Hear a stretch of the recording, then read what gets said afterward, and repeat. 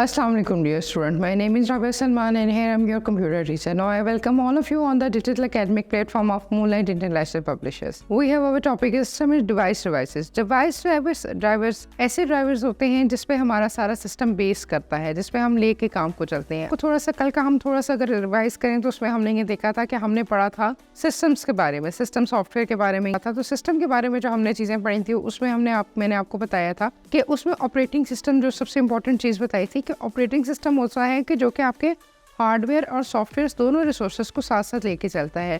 Disc drivers भी काम उसी तरह ही करता है, लेकिन डिस्क ड्राइवर्स ये काम करता है कि जो हम लोग डेटा और इंस्ट्रक्शन देते हैं वो पर्टिकुलर फॉर्म में एक ख़ास तरीके से किस तरह एक जगह से दूसरी जगह पे वो जाती है, किस तरह कंप्यूटर उसके साथ कम्युनिकेट करता है और किस तरह हम उसको लेके चलते हैं। ठीक है जी। उसमें आपका जैसे सबसे जो एग्जांपल मोस्ट कॉमन एग्जांपल है वो आपके पास आ जाती है प्रिंटर्स की, साउंड कार्ड्स की।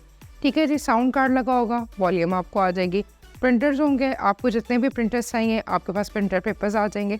तो ये जो सारी चीज़ें आपके पास आती हैं ये आपकी आती हैं डिस्क ड्राइवर्स के अंदर। और डिस्क ड्राइवर्स के अंदर जितने भी आप सॉफ्टवेयर उसके अंदर आप इंस्टॉल करते हैं, ठीक है जी, उसके बगैर आप कोई काम नहीं कर सकते।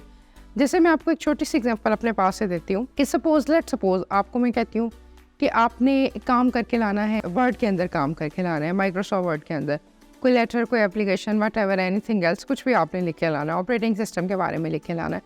अगर आपका ऑपरेटिंग सिस्टम का टॉपिक, अगर आपके पास वर्ड इंस्टॉल हुआ होगा कंप्यूटर के अंदर तो आप उसको परफॉर्म कर सकोगे, अदरवाइज़ आपके पास जब वो चीज़ ही नहीं होगी तो आप उसको परफॉर्म नहीं कर सकोगे।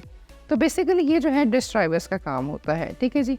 ये आपका है टॉपिक डिस्क ड्राइवर्स, जो कि आपको कम्युनिकेट करता है, जो आपको पर्टिकुलर फॉर्म में चीज़ों को एक जगह से दूसरी जगह पे कन्वे करता है। सेकंड हमारा टॉपिक आ जाता है यूटिलिटी प्रोग्राम्स का। यूटिलिटी का मतलब होता है सहूलियात, क्या क्या चीज़ें हमें मिल रही हैं। ये आपको नज़र आ रहा है स्लाइड्स पे, आप लोग देख सकते हैं यूटिलिटीज़ हैं। बहुत सारी ऑप्शन होती हैं कंप्यूटर के अंदर।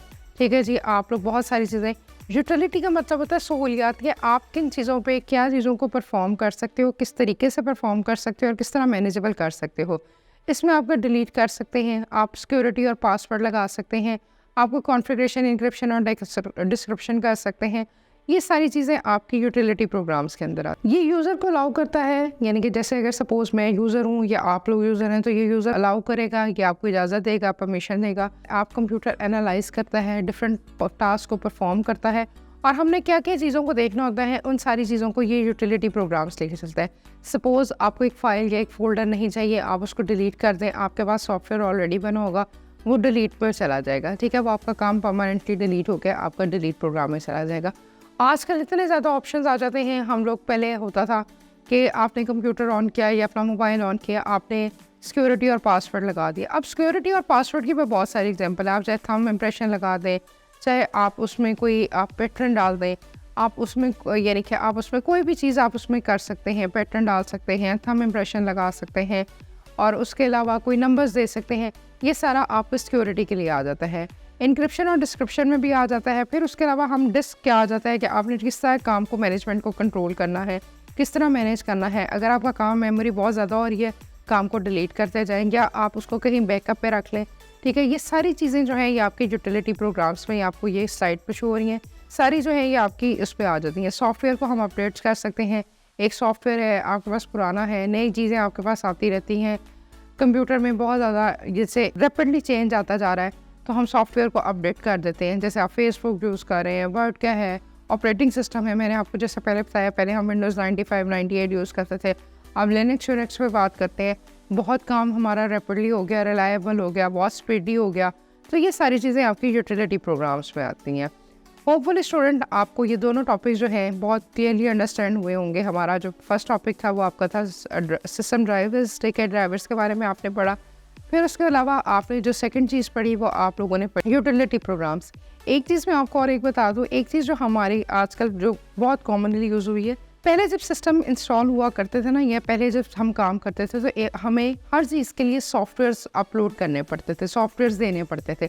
जैसे आपने कीबोर्ड अटैच किया, सीडी मिलती थी, उसको आपको इंस्टॉल करना पड़ता था।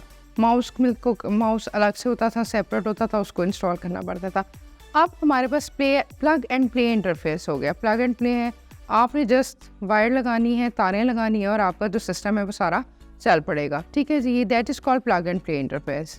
ठीक है, ये स्टूडेंट्स आज के हमारे टॉपिक थे और होपफुली आप लोगों को ये बहुत क्लियरली अंडरस्टैंड हुए होंगे।